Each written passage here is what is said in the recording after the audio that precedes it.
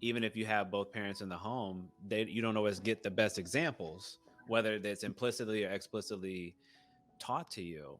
And again, we're not that we're blaming the parents for all of this, but we just know a lot of this experience can come from either things you're not taught appropriately, so you don't know how to carry yourself. And so when you mention the brother saying, "Oh, I could have maybe set a better example."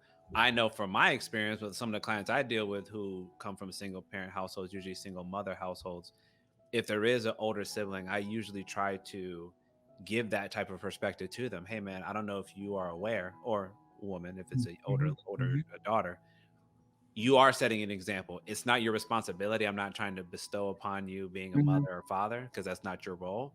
But just understand, you do play that role for your younger sibling, and just to be conscious and to be aware that what you do, you're normalizing to them.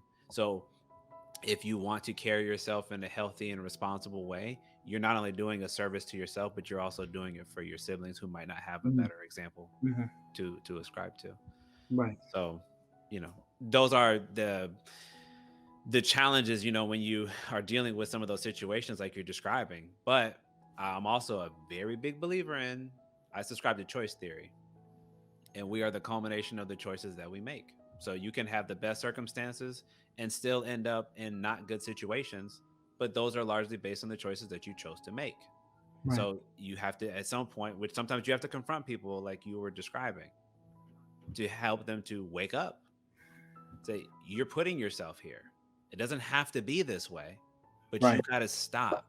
Whatever Mhm, part of you thinks like, this is okay, this is appropriate behavior, this is, I'm the product of my environment. Yeah, but sometimes we're making the decisions that keep us in that mentality, that keep us stuck on those rat races and those hamster mhm, wheels. And I respect you for confronting them in the way that you do at times, mhm. because I think for some people that might sound harsh, but for others they may understand. But this is the way to actually help to create that change, because they Right. might not have people talking to them in a very genuine, honest, and direct fashion. Exactly. Exactly. Exactly. So Thank you. I no, I respect it, man. Listen, I especially like I said, when I worked with youth, you gotta be real, because sometimes they don't want to hear it, and even when you're being real, sometimes they still don't want to hear it, and they got Mhm. to get locked up. And I never am happy or satisfied that that has to be the case. But I do understand as a therapist that people change when they're ready. And Mhm. sometimes people got to fall further than you want them to before they wake up.